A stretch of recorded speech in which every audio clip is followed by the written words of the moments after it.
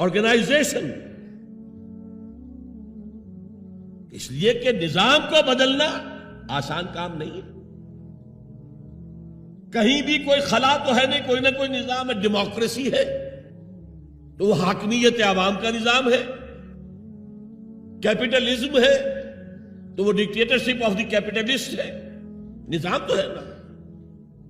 ہمارے پاکستان میں جاگیرداری ہے تو وہ جاگیرداروں کا ملک ہے، انہی کی حکومت ہوگی. اور سیاست ہمارے ہاں جو ہے وہ جاگیرداروں کا میوزیکل چیئرز گیم ہے اور کچھ بھی نہیں. عوامی سیاست ہے ہی نہیں. وہ تو آپ کے ہاں تو پہلا قدم اٹھا لیا گیا تھا جاگیرداری کا خاتمہ. 2 کام ہندوستان میں بہت بڑے ہوئے جو ہم نہیں کر سکے. ہندوستان کے اندر پہلے ہی قدم دستور بن گیا اور ایک پٹڑی کے اوپر گاڑی چل رہی اور چلتی رہی. 1 سال صرف آپ کے ہاں ایمرجنسی آئی ہے اور وہ بھی کانسٹیٹیوشنل تھی. کانسٹیٹیوشن کو ایبروگیٹ کر کے کوئی ڈکٹیٹر نہیں آیا تھا. ایک یہ بڑا کام تھا. ہمارے ہاں پہلے ایک بی بی سی رپورٹ آئی، B P C basic principle report, اس کے اوپر احتجاج ہوئے، پھر قرارداد مقاصد پاس ہوئی تو خیر. لیکن اس کے بعد 56 کا دستور بنا. اسے ایک فیلڈ مارشل صاحب نے، خود ساختہ فیلڈ مارشل، انہوں نے اس کو بھی ختم کیا اور دستوریہ کا بھی بستر گول کر دیا. جا کر کہیں 73 میں ایک دستور بنا اور اس دستور میں بھی وقتاً فوقتاً اتنی ترمیمیں ہو گئی کہ اس کا حلیہ بگڑ چکا. اور دوسرا بڑا کام یہاں جو ہوا ہے جو قابل تحسین ہے، جاگیرداری کا خاتمہ، تو اصل عوامی سیاست یہاں پر آئی ہے. بہرحال ہر نظام کے ساتھ ویسٹڈ انٹرسٹ ہوتا ہے. ایسے طبقات ہوتے ہیں جن کو مراعات حاصل ہے، مراعات یافتہ طبقات، پریولیج کلاسز، اور وہ کبھی برداشت نہیں کریں گے کہ آپ ان کا نظام کو ہاتھ لگائیں. دے وانٹ اسٹیٹس کو، جو نظام ہے وہی رہنا چاہیے. تو نظام کو بدلنے کے لیے تو جانوں کا پھر ہدیہ دینا پڑے گا. لہذا منظم جماعت بناؤ، موب نہ ہو، ہجوم نہ ہو. منظم جماعت، اور وہ کیسی؟ سب اطاعت، لسن اینڈ اوبے، جو آرمی کا جو اصول ہے. اگر فوج میں کوئی شخص جسے حکم دے رہا ہو، سپیریئر اس کا، وہ پوچھے جناب یہ حکم مجھے کیوں دے رہے ہیں، کیا مصلحت ہے، پہلے سمجھائیے پھر میں عمل کروں گا، تو کیا وہ فوج کہلائے گی؟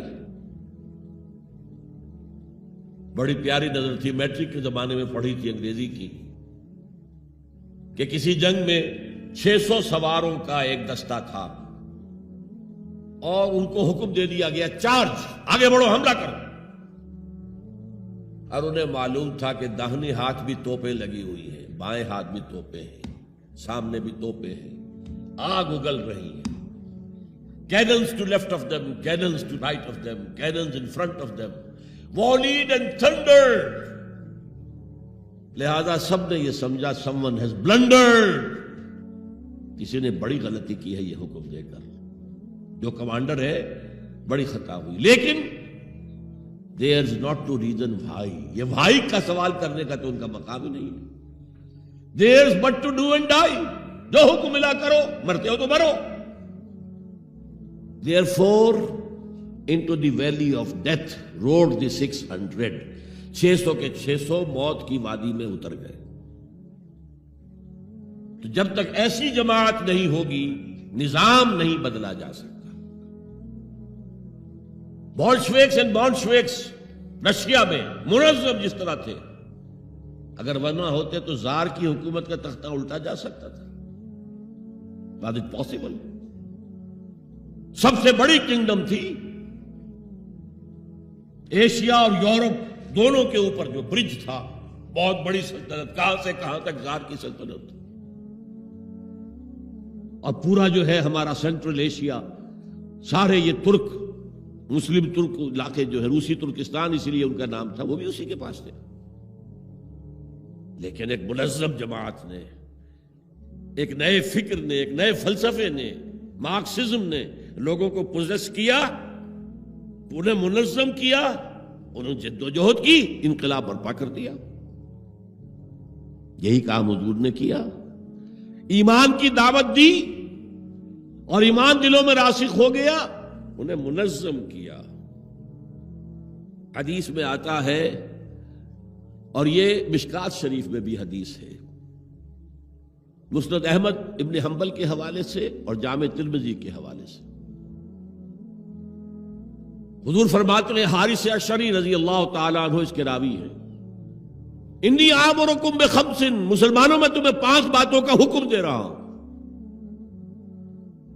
اللہ امرنی بہن، ایک روایت میں یہ اضافی الفاظ ہے، اللہ نے مجھے حکم دیا ہے ان کا، اپنی طرف سے نہیں دے رہا، حالانکہ حضور کو اختیار تھا، آپ اپنی طرف سے بھی حکم دے سکتے تھے۔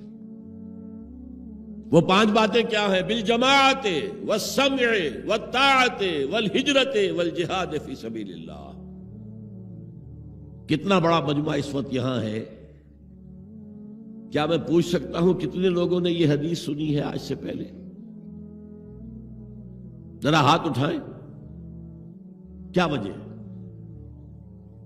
دیکھیے 5 چیزیں وہ ہیں جو ہم میں سے ہر ایک کو یاد ہے، حدیث یاد ہونا ہو اس کا ایسنس تو یاد ہے۔